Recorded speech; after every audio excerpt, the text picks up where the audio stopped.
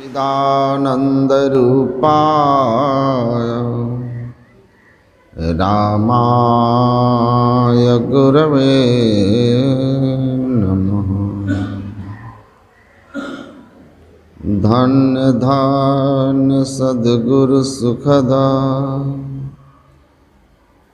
महिमा कही न जाय। जो कुछ कहूँ तुम्हारी कृपा मोतें कछु न बसा।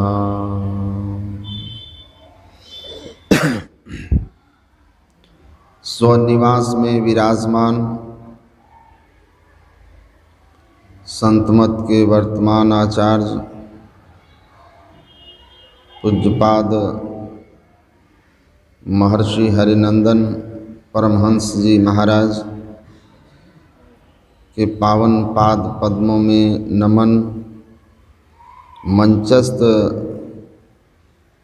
पूज्य चरण स्वामी श्री विद्यानंद जी महाराज, वंदनीय साधु समाज, परम आदरणीय साधक वृंद, सत्संग प्रेमी महानुभाव, धर्मानुरागिनी माताओं एवं धर्मशिला बहनों,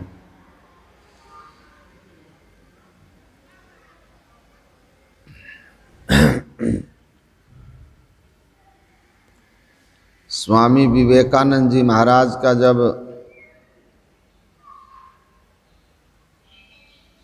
समय साधु जीवन के पहले आर्थिक तंगी से गुजर रहा था, उनके पिता की मृत्यु के बाद, और वो काम के लिए जहाँ तहाँ नौकरी की खोज में भटक रहे थे कलकत्ता की गलियों में। एक दिन किसी के लिए एक कचहरी में एप्लीकेशन लिखे, उसने कुछ पैसे दिए। उस पैसे से स्वामी विवेकानंद जब घर आए तो कुछ आटा और 4 आलू सब्जी के लिए घर लाए। उसकी सब्जी बनी, सब लोगों के सामने, सब लोग बारी बारी से भोजन किए। जो भी भोजन किए 5-6 लोग थे, वो आलू का एक एक फाँक लेकर और उसका जो ग्रेवी होता है उसी के साथ खा लिए, और जिनके आगे गया वो एक ही फाँक लिया। स्वामी विवेकानंद सबसे बाद में खाने के लिए जब बैठे तो देखते हैं कि 12 आना जो आलू था सब्जी का वो बचा हुआ था। उनके मन में हुआ कि हमारे घर के लोग इतने संतोषी हैं कि जिनको पहले मिला वो कम से कम खाया, और इस बात का ध्यान रख के कि आगे वाला को ज़्यादा मिले। तो उन्होंने कहा, उनके मन में आया कि मेरे घर के लोग इतने संतोषी हैं और दूसरे के सुख का ख्याल रखते हैं, तो ये जो हमारे घर में दीन दारिद्रता की स्थिति है शीघ्र ही ईश्वर की कृपा से समाप्त हो जाएगी। तो हम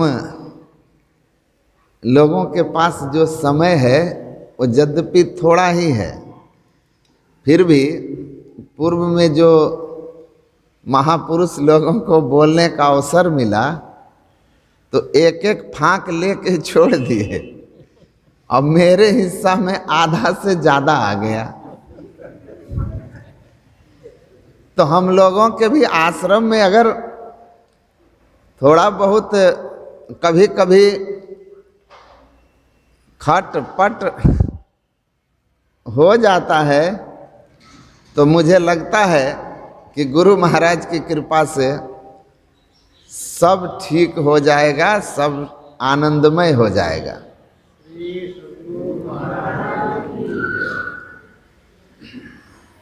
यह रामचरितमानस का जो पाठ हुआ,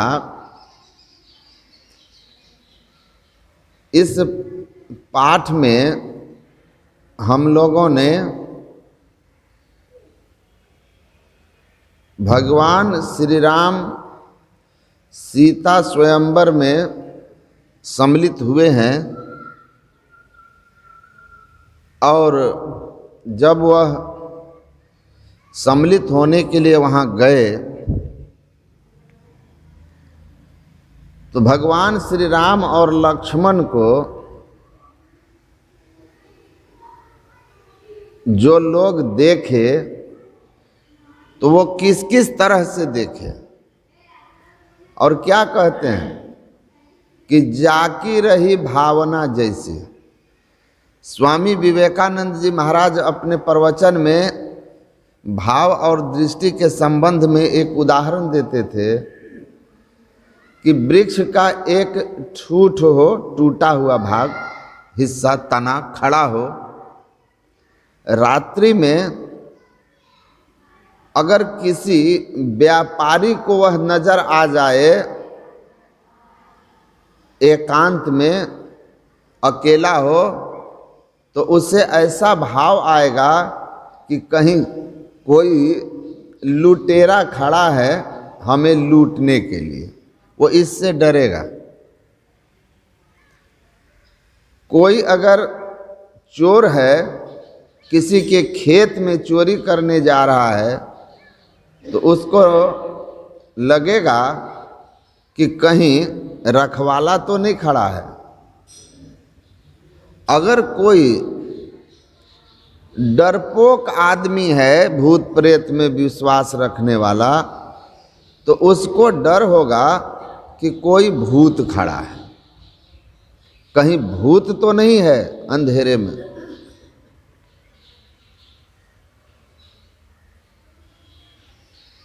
लेकिन जो उसका यथार्थ ज्ञानी है, उसको उसमें न भूत नजर आएगा, न कोई अपराधी नजर आएगा और ना ही कोई रखवाला नजर आएगा, जिसने उसको दिन में देखा है।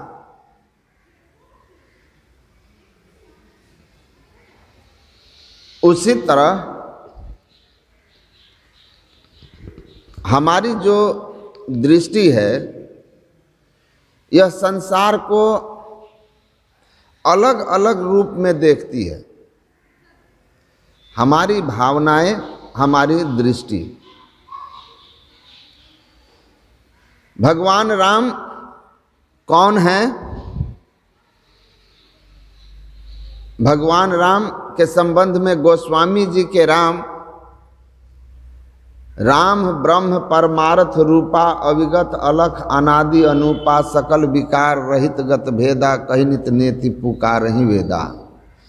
राम ब्रह्म स्वरूप हैं, परमार्थ स्वरूप हैं, सर्वव्यापी हैं, कहीं से खाली नहीं, एक समान सब जगह हैं। इस दृष्टि में नहीं देख आने वाले, इंद्रियों की पहुंच से परे, अनादि मतलब जिसका कोई प्रारंभ न हो, जो कभी ऐसा नहीं था कि नहीं था, न कभी ऐसा होगा कि नहीं होगा, जो स्वयं से है, था, रहेगा। अनुपमा जिसकी उपमा संसार में किसी से न दी जा सके। अनुपम न उपमान राम समान राम। यह गोस्वामी तुलसीदास के राम हैं, ये भगवान श्री राम हैं स्वरूपतः, जो भक्तों के कल्याण के लिए इस धराधाम पर अवतरित होते हैं। लेकिन राम के इस स्वरूप को पहचाना कौन? मैंने एक पुस्तक लिखी, महर्षि हरिनंदन की ज्ञानप्रद कहानियाँ। उसमें एक कहानी है राम कौन। उसमें संस्मरण है, आचार्य श्री के द्वारा सुनाया हुआ वो संस्मरण है। लाल सखे जी महाराज गुरु महाराज से दीक्षित हुए थे, जो पहले देवराहा बाबा से दीक्षा लेने के लिए गए थे। वे एक प्रोफेसर थे अयोध्या के। मैं उनसे मिला था, ऋषिकेश पंचवटी आश्रम में रहते थे। उन्होंने स्वयं सुनाया था ये कि देवराहा बाबा से जब मैं दीक्षित होने गया तो उन्होंने मुझसे कहा कि आप दीक्षा लेने आए हैं, लेकिन मैं आपको दीक्षा नहीं दूंगा। गुरु और शिष्य का संबंध जन्म जन्मांतर का होता है। शिवाजी महाराज भी पहले तुकाराम जी से गए थे दीक्षित होने के लिए, संत तुकाराम से। लेकिन संत तुकाराम ने उनसे कहा कि आपके पूर्व जन्म के गुरु स्वयं शरीर में हैं, समर्थ रामदास, आप जाकर उनसे दीक्षित हो जाएं। तो वो कहते हैं कि देवराहा बाबा ने मुझसे कहा कि आप के गुरु अभी शरीर में हैं, महर्षि में ही परमहंस जी महाराज, आप उनसे जाके दीक्षित हो जाइए। वो भागलपुर में कुप्पा घाट में रहते हैं। आप लोग महर्षि में ही आश्रम का उन्होंने पता दिया। बोले हुजूर मैं तो उनका नाम भी नहीं सुना। उन्होंने कहा आप निश्चिंत रहिए, महर्षि में ही मेरी आत्मा है, आप उनमें और मुझ में अंतर ना करें। वो वहाँ से आए और आप जानते हैं कि गाड़ी में अपराधी लोग चढ़े और फिर लूटपाट किए, फिर महिलाओं के साथ छेड़छाड़ करने लगे। तो उनको ट्रेन से उठाकर जब ये मना किए तो अपराधी लोग जो हैं उनको ट्रेन से उठाकर फेंके और बाहर फेंके तो ये जाकर के धान के जो पुआल होता है उसकी ढेर पर गिरे। गार्ड देखा, गाड़ी को वैक्यूम किया, गाड़ी रुकी चेन पुलिंग करके, फिर उनको ट्रेन में वापस चढ़ाया। और जब वो भागलपुर आए, इसी आश्रम में परमाराध्य सदगुरु महाराज अपने कुछ भक्तों के साथ बैठे हुए बातचीत कर रहे थे, कुछ उपदेश दे रहे थे। उसी समय लाल सखे जी महाराज अंदर आए। गुरु महाराज की जैसे उन पर नज़र पड़ी तो गुरु महाराज कहते हैं, जाको राखे साइया मार सके न कोय, बाल न बाका कर सके जो जग बैरी होए। तो कहते हैं कि मैं तो पूर्ण विश्वास हो गया। गुरु महाराज से दीक्षा लेने के बाद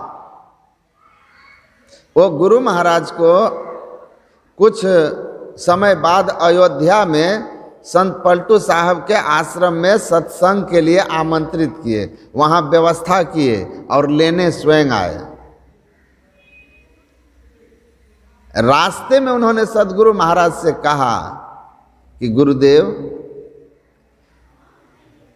हरिद्वार के एक वेदांती आए थे और उन्होंने कहा राजा दशरथ के घर में जिनका जन्म हुआ श्री राम, वो ईश्वर नहीं थे, क्योंकि ईश्वर तो अजन्मा है।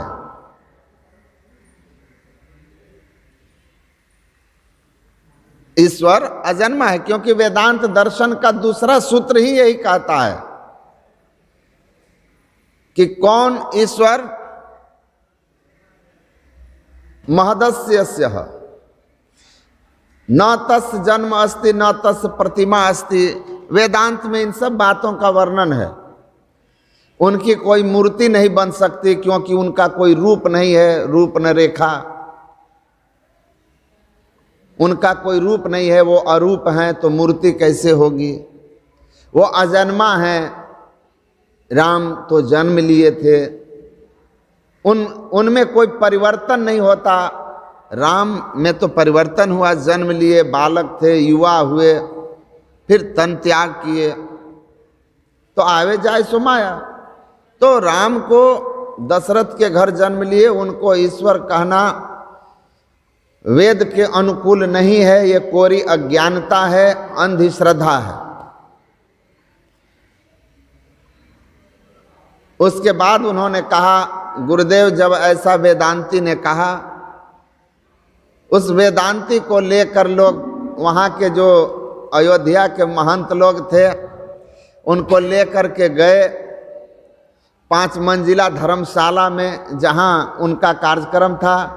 उस धर्मशाला के छत पर ले गए और महंत लोग वहीं से उठा के फेंक दिए और उनका प्राणांत हो गया। हम लोगों का भी तो इसी तरह का सत्संग है, जहाँ हम ईश्वर के स्वरूप पर क्या कहते हैं, जो परम तत्व आदि अंतरहित असीम अजन्मा अगोचर सर्वव्यापक और सर्वव्यापकता के परे है, उसे ही सर्वेश्वर सर्वाधार मानना चाहिए। उन्होंने कहा, हुजूर हम लोगों का सत्संग कैसे होगा। गुरु महाराज ने कहा, देखो जी, वो वेदांती कह तो ठीक रहा था, लेकिन उसको कहने का तरीका नहीं मालूम था, तरीका नहीं था। माया और ब्रह्म का निरूपण करने का उसके पास तरीका सही नहीं था। तुम चिंता मत करो, मैं स्वयं जब आजमगढ़ जिले के अंतिम हिस्से में गया था सत्संग करने उत्तर प्रदेश, तो वहाँ के एक महंत यहाँ आए थे, मनिहारी, एक अखाड़े के महंत हैं वो, तो आए थे। तो हमारे जन्मभूमि के आश्रम में ही वो 4-5 दिन ठहरे थे और विष्णु महायज्ञ में शामिल हुए थे, करवाए थे। वहाँ हम लोगों से बातचीत हुई थी, वो गुरु महाराज के सिद्धांत को पहले से जानते थे। जब मैं उनसे मिलने गया अयोध्या, उनके आश्रम में सत्संग के बाद कुछ भक्तों के साथ, तो हमको वो कहते हैं, अयोध्या में प्रणाम किए, कहिए महाराज जी कैसे आना हुआ यहाँ। मैंने कहा, अयोध्या के पास ही महाराज जी, यहाँ से कुछ दूर। मैं सत्संग में आया था, तो आप के यहाँ फ़ोन करने पर पता चला आप आश्रम में ही हैं, तो आपके दर्शन के लिए आ गया। तो कहे, अयोध्या के पास आए थे सत्संग में?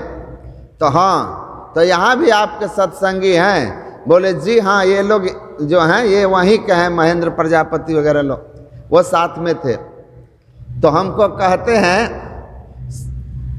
उन लोगों से बातचीत करके और फिर हमको कहते हैं, का हो, खदेड़ते खदेड़ते भागलपुर से अब अयोध्या आ गई, एजो से भगैबा का। तो हम बोले हम समझे नहीं। तो बोले क्या समझे, हम लोग भगवान राम के सगुण रूप की उपासना करते हैं और आप कहते हैं सगुण माया है, इससे मुक्ति नहीं होती। तो ये तो खदेड़ने वाली ही बात है ना, मजाक कर रहे थे।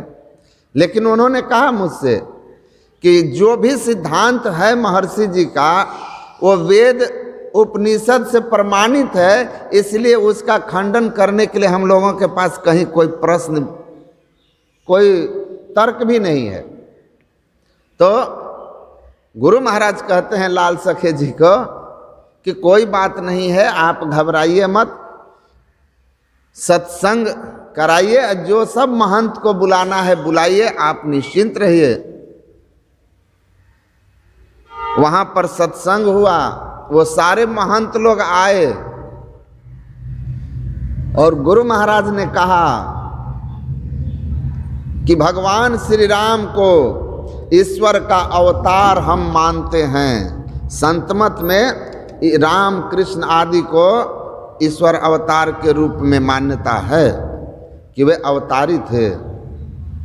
लेकिन वो राम जो ब्रह्म रूप परमार्थ स्वरूप सर्वव्यापक सर्वव्यापकता के परे गोस्वामी जी कहते हैं भक्तों के लिए अवतरित हुए महाराज दशरथ के यहाँ,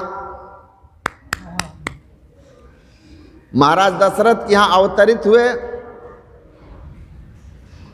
और अनेक तरह की लीला किए। वे राम जब अयोध्या से वन चले गए महाराज दशरथ के इच्छानुकूल उन्हीं की वाणी की वचन की लाज रखने के लिए, तो दशरथ जी राम के वियोग को बर्दाश्त नहीं कर सके और राम राम कही राम राम कही राम अतन परिहरि रघुवीर विरह राव गए सुरधाम, शरीर त्याग करके स्वर्ग चले गए। राम से उनका वियोग बर्दाश्त नहीं हुआ। वे ही राम ब्रह्म परमार्थ रूपा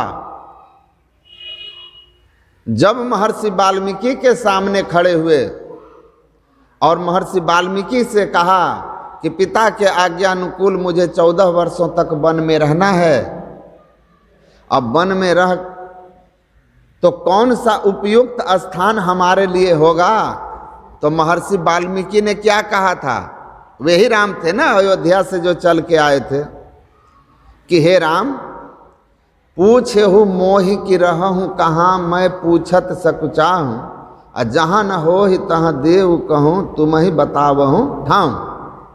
हे राम आप मुझसे पूछ रहे हैं कि मैं कहाँ रहूँ, आपसे पूछते हुए मुझे संकोच हो रहा है कि आप कहाँ नहीं हैं। हरि व्यापक सर्वत्र समाना, आप कहाँ नहीं हैं, आप तो सब जगह हैं। राम स्वरूप तुम्हार बचन अगोचर बुद्धि पर अविगत अकथ अपार नेति नेति निगम कहा। हे राम नर्तन धरे संत सुर काजा, आप तो इस नर्तन को संत सुर देवता आदि के भक्तों के कल्याण के लिए धारण किया है, लेकिन आप कौन हैं, आप तो आप स्वरूपतः कौन, ये नर्तन आपने धारण किया है।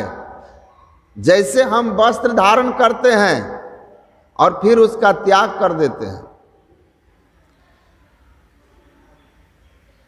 तो आपने नर्तन धारण किया है। आप कौन हैं, वचन से परे, इंद्रियों की पकड़ से परे, वाणी के परे, बुद्धि के परे, आप अनंत हैं। आप कहाँ से खाली, कीट पतंग रहे पर पूरन कहूँ एक तिल न होत जुदाही। आप तो कीट पतंग सब में परिपूर्ण होकर के हैं। भगवान कृष्ण कहते हैं समम सर्वेषु भूतेषु तिष्ठन्तम परमेश्वर, मैं समस्त जीवों में एक समान रूप से स्थित हूँ, कहीं से कम कहीं से ज्यादा नहीं। किस तरह, गुरु महाराज कहते हैं हरि प्रभु जी व्यापक जनु गगन रहा ही, आकाश की तरह कहीं से खाली नहीं, ग्रह नक्षत्र तारे सब आकाश के अंदर। तो सदगुरु महाराज ने वहां कहा कि वह परमात्मा श्री राम सब में व्यापक, सबते न्यारा, सब घट एक ही राम भक्तों के कल्याण के लिए आए। दशरथ जी के घर पुत्र बनकर अवतरित हुए थे और दशरथ जी उसी राम को अपने सामने गोद में खिलाए, लेकिन वे राम जब जंगल चले गए तो उनके वियोग में प्राणांत उनका हुआ। वे ही राम वाल्मीकि जी के सामने खड़े होकर रहने का स्थान पूछते हैं तो वो कहते हैं मैं कहाँ नहीं हूं, ये आप मुझे पहले बता दीजिए। और तब गुरु महाराज ने कहा कि देखिए संतमत का प्रचार क्या है वो मैं आपसे कहता हूं। संतमत राम के ईश्वर होने का खंडन नहीं करता, कृष्ण के ईश्वर होने का खंडन नहीं करता, तो किस बात का खंडन करता है? गुरु महाराज ने कहा संतमत महाराज दशरथ की दृष्टि का खंडन करता है और महर्षि वाल्मीकि की दृष्टि प्राप्ति के साधन का प्रचार करता है। दशरथ की दृष्टि, महाराज दशरथ की दृष्टि राम के शरीर को जानता था जो अवतार लिया, और वो हर कोई की अपनी भावना के अनुरूप था। जनक कि लोग किस तरह देख रहे हैं। राजाओं को एक महान वीर नजर आ रहे हैं, तो दुष्टों को काल रूप नजर आ रहे हैं। तो जो स्त्रियां वृद्धावस्था में हैं उनको पुत्रवत नजर आ रही हैं। भक्त लोगों को कैसे दिख रहे हैं? हरि भक्तन देखो दो भ्राता, इष्ट देव सब सब सुखदाता। उनको सब सुख को देने वाले इष्ट देव की तरह नजर आ रहे हैं। सब अपनी अपनी भावना के अनुरूप देख रहे हैं, लेकिन महर्षि वाल्मीकि की तरह राम के यथार्थ स्वरूप को देखने वाला कौन है? योगिन परम तत्वमय भाषा, शांत शुद्ध सम सहज प्रकाशा। केवल और केवल महर्षि वाल्मीकि की तरह जो योगी पुरुष हैं, संत हैं, उन्हीं को भगवान श्री राम का वास्तविक स्वरूप का ज्ञान हो रहा था। और इसलिए किसी का भी किसी भी रूप का दर्शन हो, वह रूप माइक है। मैं एक दिन कहा था कि आप दिव्य दृष्टि से भी जो देखते हैं वो भी दिव्य माया है। आत्म दृष्टि से जो दिखता है वही परमात्मा का वास्तविक स्वरूप है। गरीबदास जी महाराज कहते हैं ये जो अध्यात्म साधना है, ईश्वर स्वरूप है, यह कितना विलक्षण है उसका वर्णन करके कहते हैं, बिन रसना हुए बंदगी, बिन चश्मे दीदार, बिना श्रवण के धुन सुने, निर्मल तत्व निहार। बिन रसना हुए बंदगी, ये साधना ईश्वर के वास्तविक स्वरूप को जानना, योग की साधना। बिन चश्मा, बिन रसना हुए बंदगी, बिना जिभिया के ईश्वर की वंदना होती है। बिन चश्मे दीदार, उस ईश्वर को देखना बिना आंख के वो देखने में आते हैं। बिना श्रवण के धुनि सुने, बिना कान के धुनि सुनने में आती है, आवाज सुनाई देती है। निर्मल तत्व निहार, जब हमारी ये अवस्था होती है तब हम परमात्मा के तत्व रूप को पहचान पाते हैं, परमात्मा को तत्वतः पहचान पाते हैं, परम तत्व अनादि अनंत को, राम को जान पाते हैं। इसके लिए योगी बनना पड़ता है। और योगी कौन है? जो गुरु महाराज अभी कह रहे थे उनकी वाणी में कि सुखमनिया में मोरी नजर लागी, अगल बगल कहीं दृष्टि न डोले, सन्मुख बिंदु पकड़ लागी। ये जिनको ये साधना आती है वे ही योगी पुरुष हैं। एक दृष्टि करे समसर जाने, जोगी कहिए सोई। एक संत वे यारी साहब वो कहते हैं, योगी युक्ति योग कमावहु। हे योगी, योग की ठीक ठीक युक्ति जान करके योग की कमाई कीजिए। वो युक्ति क्या है? सुषमना घर बैठ आसन सहज ध्यान लगावहु। सुषमना के घर में बैठ करके सहज ध्यान लगाइए। और ये सहज ध्यान लगाने की विधि है, अगल बगल कहीं दृष्टि न डोले, और सन्मुख बिंदु पकड़ लागी, सुखमनिया में मोरी नजर लागी। परिणाम होगा कि ब्रह्म ज्योति खुल गई अंतर में, निशी अंधियारे हदस भागी। आंखों के सामने का अंधेरा आपका दूर हो जाएगा। कब? जब आप वाम दक्षे निरुंधंती परविशंति सुषुम्नायाम का ईड़ा तिष्ठति वामेना पिंगला दक्षिणेन्तु अतयोर मध्य वरम स्थानम अस्तम वेद सवेदविद। सारा जीवन वेद पढ़ते रह जाइए। आचार्य महावीर प्रसाद द्विवेदी लिखते हैं कि वेद की ऋचाएं तो धरती पर ग्रंथ के रूप में मिलती है, लेकिन वेदों के जो उन ऋचाओं के भाव हैं, भावार्थ हैं, वो धरती पर कोई नहीं जान सकता, वो तो आकाश में मिलता है। तो हवाई जहाज से या रॉकेट से जाकर के ऋचाओं का अर्थ जान लेंगे लोग, जो रात दिन एरोप्लेन में चलते हैं, आकाश में उड़ते हैं, तब तो पक्षियों को भी उसका ज्ञान हो जाएगा। तो किस आकाश में? वही अंतराकाश है। जब हम युगल दृष्टि की धारों को एक कर लेते हैं तो दृष्टि की युगल धारे एक होते ही आंख बंद करने पर जो अंधकार देखता है उस अंधकार भाग से ऊपर उठते हैं, पिंड से ब्रह्मांड की ओर जाते हैं, प्रकाश में जाते हैं। तो भाव प्रकाश, प्रकाश में ज्ञान होता है, ज्ञान बढ़ता है। तो कहते हैं जब आप अपने अंदर के आकाश में प्रकाश मंडल में जाएंगे तब वेद के ऋचाओं के भाव क्या हैं वो आपको समझ में आ जाएंगे। अब कबीर साहब का एक छोटा सा भाव देखिए। कबीर मसी कागज छुओ नहीं, कलम कहो नहीं हाथ, लेकिन ऋग्वेद की एक ऋचा है, ओम अपाम मध्य तस्तिवासम तृष्णा विदज्जरितारम मृडा सुछत मृडयः।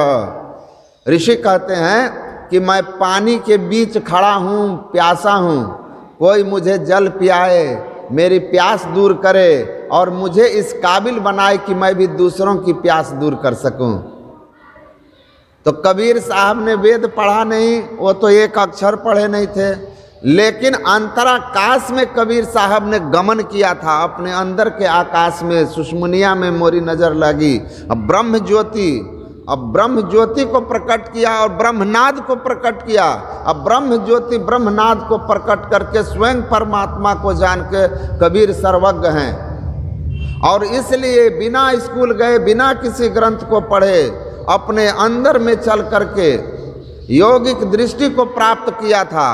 और तब कबीर साहब वेद की इस ऋचा को जो ऋषि ने अनुभव करके संस्कृत में कहा, कबीर साहब ने उसी को अनुभव अपने शरीर के अंदर गुरु प्रयुक्ति युक्ति से करके, और तब कहते हैं पानी बिच मीन पियासी रे, मोहि सुनी सुनी आवत हासी रे, आत्म ज्ञान बिना सब सुना, क्या मथुरा क्या काशी रे।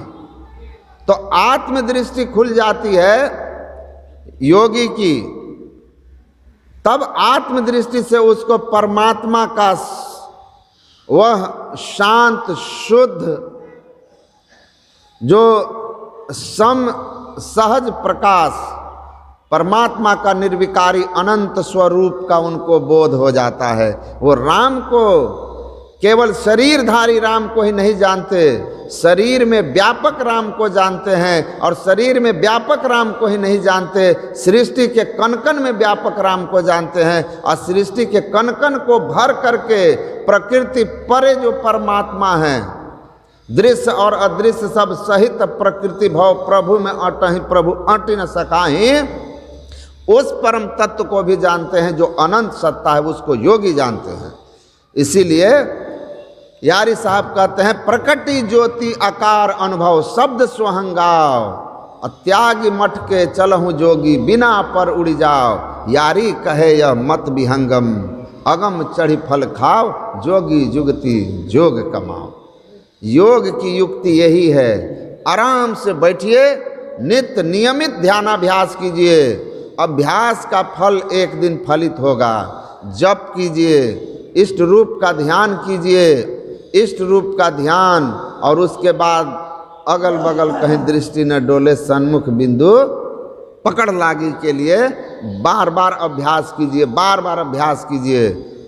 ख्याल हट जाए लगाइए, बार बार पगधरूं जतन से बार बार डिग जाए, दृष्टि स्थिर करेंगे हट जाएगा, बार बार कीजिए। करते करते देखिएगा कि धीरे धीरे दृष्टि के अल्प टिकाव के साथ कुछ अंदर की अल्प अनुभूति आने लगी, और उन अल्प अनुभूतियों के आनंद आपके चित्त को अपनी ओर खींचेगा, आपके मन को अंदर की ओर खींचेगा, और स्वाभाविक रूप से आपकी साधना में तब उन्नति प्रगति और साधना के प्रति आपकी लगन बढ़ जाएगी। इसीलिए करते करते होगा, करने से मत भागिए। जो करते हैं वो एक न एक दिन सफलता पाते हैं। कबीर साहब कहते हैं मार्ग चलते जो गिरे ताका नाही दोष, कह कबीर बैठा रहे तासिर कर रहा कोश। कहते हैं चलते रहोगे तो गिरोगे, दृष्टि टिकाओगे तो दृष्टि हटेगी, मन को लगाओगे तो मन हटेगा। इसमें घबराना मत, घबराना मत, अभ्यास करते रहना तो एक न एक दिन सदगुरु की कृपा होगी। और गुरु कृपा होए भाई होए दुख नासो, उनकी कृपा हुई, सारा का सारा खेल अपने आप खेल खुली खुली लखी पड़े। उनकी कृपा हुई कि अंदर का खेल दिखना शुरू हो जाएगा। और जैसे अंदर का खेल दिखना शुरू हो गया तो ताटक नाटक घंट बजावे श्रवण सुधार धरो, मेरे मन गगन में मगन रहो। आप अंतराकाश में मगन हो जाइएगा और गुरु महाराज की बताई सदयुक्ति से सभी आवरण पार करके आत्मदृष्टि प्राप्त करके आप भी योगी की तरह इष्ट के आत्मस्वरूप को पहचान लीजिएगा। और आत्मस्वरूप पहचानते ही आप परम कल्याण को प्राप्त कर जाइएगा। बोलिए श्री सद्गुरु महाराज की जय।